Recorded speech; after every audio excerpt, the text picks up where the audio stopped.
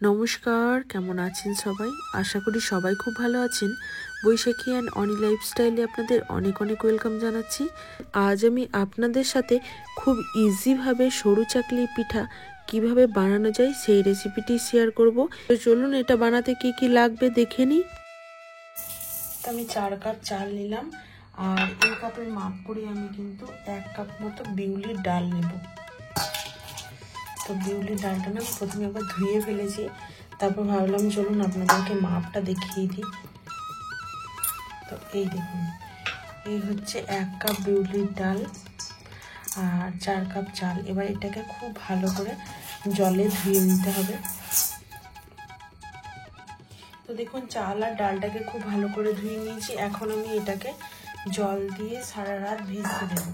আর জলটা একটু বেশি করে দেবেন, কারণ এগুলো ফুলে যাবে, আর জলটা কম দিলে কিন্তু তখন ভিজবে না। তো দেখুন, আমি একটু বেশি করে জল দিয়ে কিন্তু ভিজতে দিলাম। এটা ওভারনাইট ভিজতে থাক।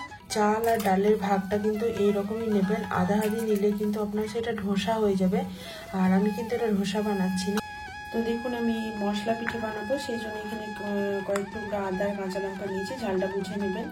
আর দেবো মৌরি। তো এইগুলো মিক্সিতে একটা দরদরার মতো পেস্ট করব, খুব বেশি গুঁড়ো করবো না। এই চাল আর ডালটা আমি 4 থেকে 5 ঘন্টা মতো ভিজিয়ে রেখেছিলাম। তো দেখুন, চাল আর ডালটা খুব সুন্দরভাবে ভিজে গেছে, দেখেই বোঝা যাচ্ছে ডালের মুখগুলো একদম খুলে গেছে। এবার আমি একটা মিক্সিং জারে এই চাল আর ডালটাকে নিয়ে নেব, আর অল্প অল্প জল দিয়ে একটা স্মুথ পেস্ট তৈরি করে নেব। আর শীতকাল মানেই তো পিঠে পুলি। তো শীতকালে বিভিন্ন রকমের পিঠে পুলি খাওয়া হয়, তার মধ্যে এই সরু চাকলির পিঠেটা খুবই ভালো লাগে, আর এটা বানানোও খুবই ইজি। তো আজকে আমি মশলা পিঠে বানাচ্ছি। আপনারা যদি চান কিন্তু মশলাটা ছাড়াও বানিয়ে নিতে পারবেন, তাতেও ভালো লাগে। আর আপনাদের হাতের কাছে যদি চালের গুঁড়ো থাকে তাহলেও কিন্তু ডাল অল্প একটু ভিজতে দেবেন, এবং ওই চালের গুঁড়োটা যখন ব্যাটার বানাবেন জল দিয়ে, তখন ওই বাটা ডালটা দিয়ে দেবেন, তাতেও কিন্তু সুন্দরভাবে পিঠেগুলো তৈরি হয়ে যাবে। এবার দেখুন, যে মৌরিটা রেখেছিলাম সেখান থেকে আমি 3-4 চামচ মতো ব্যবহার করছি, আর আদা কাঁচা লঙ্কাটা দিয়ে দেবো। এবার এটা আধ ভাঙা মতো, মানে ওই দরদরা মতো একটা পেস্ট তৈরি করব। সরি, পেস্ট না, মানে গুঁড়ো আর কি। খুব বেশি গুঁড়ো করলে ভালো লাগে না। তো দেখুন, এই যে এরকম রাখবো, এরকম টেক্সচারটা রেখে আমি এখন ওই ব্যাটারটার সাথে এই মশলাটা মিশিয়ে নেব। অনেকেই কিন্তু সরু চাকলি পিঠা বানাতে ডালের ব্যবহার করে না, শুধু চালের গুঁড়ো দিয়েই বানায়।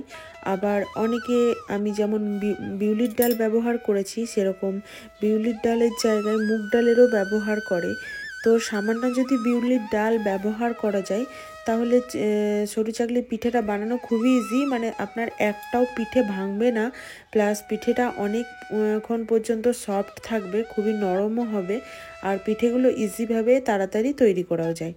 তো দেখুন, আমার ব্যাটারটার সাথে মশলাটা এখন মিশিয়ে নিচ্ছি, খুব ভালোভাবে মিশিয়ে নিতে হবে। আর ব্যাটারটা যতটা পাতলা রাখবেন পিঠেগুলোও কিন্তু ততটাই পাতলা পাতলা হবে, আর পিঠেগুলো খুব নরম হবে, আর বানাতে বেশি টাইম লাগবে না।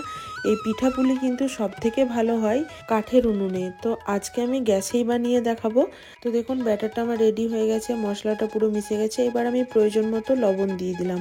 এবার আবারও খুব ভালোভাবে মিশিয়ে নেব। আর একদমই পাতলা একটা ব্যাটার তৈরি করে নিয়েছি, আপনারা দেখতেই পাচ্ছেন আমি থিকনেসটা কেমন রেখেছি। তো দেখুন, আমি ঠিক এইরকম একটা থিকনেস রেখেছি, এতে করেই আমার পিঠেগুলো কিন্তু একদম পারফেক্টভাবে তৈরি হবে। আর গুঁড়ো চালের জায়গায় যদি বাটা চাল ব্যবহার, মানে চালটা ভিজিয়ে বেটে ব্যবহার করা যায়, মানে পিঠেটা তৈরি করা হয়, তাহলে কিন্তু পিঠেগুলো ভালো হয়। এবার দেখুন, পিঠেগুলোকে সুন্দরভাবে শেপ দেওয়ার জন্য এরকম একটা তেজপাতার প্রয়োজন। তো তেজপাতাটাকে আমি চারিদিকটা ভালো করে সমান করে কাট করে নিচ্ছি। আর এটা অনেকটা বড় মনে হলো, তাই দুভাগে ভাগ করে নিলাম। আর দুই সাইডটা খুব সুন্দরভাবে কেটে নেব, যাতে করে পিঠেগুলো যখন আমি তাওয়ার মধ্যে দেব, তার ওপর পিঠটা সুন্দরভাবে সমান করতে কাজে লাগবে এই তেজপাতাটা। এবার দেখুন, সমস্ত কিছু রেডি হয়ে গেছে। একটা তাওয়া বসিয়ে দিয়েছি, তাওয়াটা খুব ভালো করে গরম হয়ে গেছে। এবার একটু তেল ব্রাশ করে নিলাম। আর তেলটা সববারেই ব্রাশ করতে হবে না, মানে প্রত্যেকটা পিঠার ক্ষেত্রেই ব্রাশ করতে হবে না। একবার তেলটা খুব ভালোভাবে ব্রাশ করে নিলে 2-3টে পিঠা ইজিলিভাবে এইভাবে উঠে আসবে, তারপর আবার তেল ব্রাশ করতে হবে। তো দেখুন, আমি যে তেজপাতাটা কেটে রেখেছিলাম সেটা দিয়ে কিন্তু পিঠাটা খুব সুন্দরভাবে একটা শেপ দিয়ে দিচ্ছি। তাহলে পিঠাটার চারিদিকটা খুব সুন্দরভাবে সমান হয়ে যাবে। আর পিঠাটা যখন আমার তৈরি হবে তখন সুন্দরভাবে সমস্ত জায়গাটাই কুকড হয়ে যাবে। তো দেখুন কত সুন্দরভাবে পিঠাটা আমার উঠে আসছে। আর এটা কিন্তু ওই ডাল বাটাটা দিয়েছি, ডালটা মিক্সড করেছিলাম, সেই জন্যই সম্ভব হচ্ছে। না হলে শুধু চালের গুঁড়ো দিয়ে পিঠা বানালে তখন আমাকে ঢেকে ঢেকে পিঠাগুলোকে তুলতে হতো। শুধু চালের গুঁড়ো দিয়েও কিন্তু এই পিঠা বানানো যায়, না বানানোর কিচ্ছু না। সেই ক্ষেত্রে পিঠাটাকে ঢেকে ঢেকে দিতে হয়, মানে পিঠাটা দেওয়ার পর উপর থেকে একটা কিছু ঢাকনা দিয়ে দিলে পিঠাটা ইজিভাবে উঠে আসে। তো এই দেখুন আমার মশলা পিঠা তৈরি হয়ে গেছে প্রথমটা। আবার আমি সেকেন্ডটা ট্রাই করব ঠিক সেমভাবেই। আর এইভাবে আমি তেজপাতা দিয়ে সমান করে নেব চারিদিকটা, আর একটু অপেক্ষা করব। আর পিঠাটা যখন হয়ে আসবে অটোমেটিক বোঝা যাবে, কারণ সাইডগুলো একটু একটু করে উঠে আসে, ওপর দিকটায় বোঝা যায়। তো এইভাবে আমি সমস্ত পিঠাগুলো বানিয়ে নেব। আর এই পিঠাটা রাখার সিস্টেম হচ্ছে এইভাবে একটু থালার উপর রেখে একটু ঠান্ডা হয়ে গেলে তারপর এইভাবে ফোল্ড করে রাখতে হয়, মানে গুটিয়ে। তো দেখুন আরেকটা পিঠে আপনাদের দেখাচ্ছি, তারপরে আপনাদের আমি সমস্ত পিঠাগুলো দেখাবো এবং পরিবেশন করেও দেখাবো। আর এই পিঠাটা মূলত গুড় দিয়ে খেতেই ভালো লাগে। আর আপনাদের কার কিভাবে এই পিঠাটা খেতে ভালো লাগে, মানে কি দিয়ে খেতে বেশি ভালো লাগে, অবশ্যই আমাকে কমেন্ট বক্সে জানাবেন।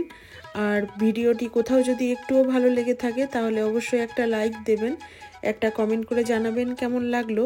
আর আমার চ্যানেলে নতুন হয়ে থাকলে চ্যানেলটি সাবস্ক্রাইব করে বেল বাটনটা অল করে দেবেন, যাতে যখনই কোনো ভিডিও আপলোড করি আপনাদের কাছে খুব সহজেই নোটিফিকেশান পৌঁছে যায়। তো ওই ব্যাটারটা দিয়ে অনেকগুলো পিঠাই তৈরি হয়েছিল, কয়েকটা পিঠে আপনাদের সাথে দেখাচ্ছি, শেয়ার করছি। আর আমার সমস্ত পিঠাই কিন্তু এই সুন্দরভাবেই তৈরি হয়েছে, একটাও ভেঙে যায়নি। আজকের ভিডিওটি এই পর্যন্তই। সবাই ভালো থাকবেন, সুস্থ থাকবেন। দেখা হচ্ছে নেক্সট কোনো ভিডিওতে। Tata, by.